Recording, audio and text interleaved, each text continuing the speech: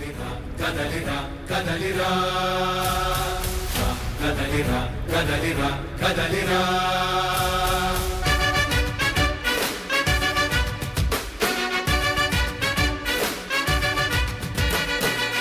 కదలిరా కదలిరా పిలుపు కాదు తెలుగుదేశ శంఖారావంగా కదలిరా కదలిరా రాతి యుగాన్ని వదిలి స్వర్ణ యుగం వైపు రారా జగనూడల మర్రి మన మెడలెక్కి కూర్చుంది చుట్టూ ఉన్న ఎవ్వరిని బతకనివ్వదే అది అందరికీ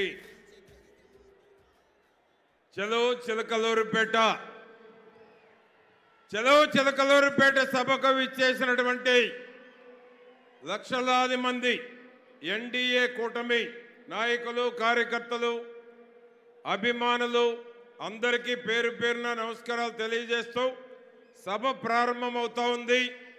ప్రధానమంత్రి గారు రాబోయే ముందు ముఖ్యమైనటువంటి 3 పార్టీల కూటమి నుంచి నేతలు మాట్లాడతారు కాబట్టి సభని ప్రారంభిస్తూ ఉన్నాం. అందరికీ పేరు పేరున నమస్కారాలు తెలియజేస్తూ ఇది మరొక కురుక్షేత్ర యుద్ధం. అవినీతి, అక్రమాలు, దుర్మార్గాలు, దౌర్జన్యాలు, అక్రమ కేసులు, దొంగ ఓట్లు, అరాచకాలకు చరమగీతం పాడేటువంటి చరిత్రాత్మకమైనటువంటి సభ.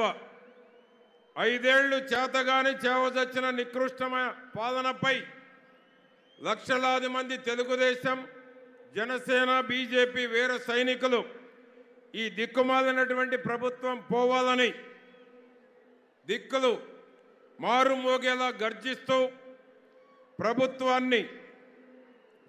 గర్జిస్తూ ప్రజాగళాన్ని సూటిగా, ఘాటుగా, వాడిగా, వేడిగా వినిపిస్తున్న అరుదైన అద్భుతమైనటువంటి సభ ఇది. ఈ సభకు 2 ప్రత్యేకతలు ఉన్నాయి. ఒకటి, 2014లో ఎన్డీఏ కూటమి గుంటూరులో సభ జరిగింది. ఎందుకంటే సెంటిమెంట్గా కూడా చెప్తా ఉన్నాను, గుంటూరుకు ఉన్నటువంటి సెంటిమెంటు. రెండో సభ 2024లో తిరిగి ఓల్డ్ గుంటూరు, ఉమ్మడి గుంటూరు జిల్లాలో తిరిగి ఎన్డీఏ కూటమి ఆధ్వర్యంలో జరుగుతున్నటువంటి అతి గొప్ప సభ ఇది.